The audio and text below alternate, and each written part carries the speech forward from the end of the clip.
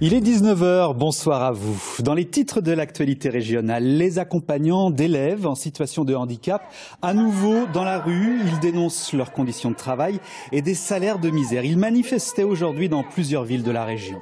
L'accompagnement des élèves handicapés n'est pas à la hauteur, c'est ce que dénoncent les assistants scolaires en grève pour réclamer salaire décent et meilleures conditions de travail. Ils protestent contre la précarité de contrats à temps partiel. À Montpellier, Jean-Philippe Faure et Valérie Banabera.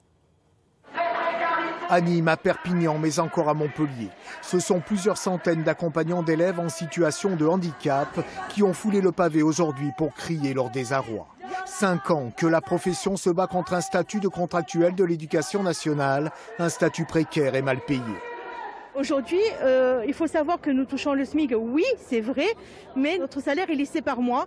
Donc nous sommes environ à 750-780 € par mois de salaire. Ce n'est pas possible. De plus, cette rentrée scolaire a été marquée par l'arrivée d'un nouveau dispositif censé faciliter l'organisation et la planification des accompagnants, le très contesté PIAL.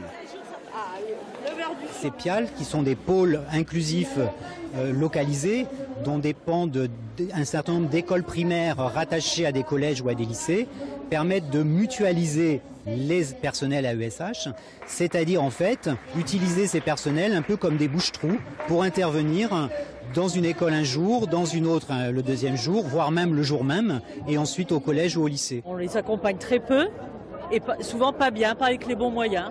Moins d'heures d'accompagnement, des AESH qui se succèdent. Les familles dénoncent aujourd'hui une mise en péril de l'inclusion scolaire de leurs enfants. Mettre plusieurs personnes alors que des enfants ont besoin justement de repères, d'être rassurés, sécurisés en fonction de leur situation de handicap pour pouvoir passer justement aux apprentissages. Sauf que là, effectivement, ce n'est juste pas possible. Le rassemblement s'est poursuivi au rectorat de Montpellier où une délégation a été reçue. Ce dernier promet ce soir la tenue d'un groupe de travail afin de trouver des solutions adaptées.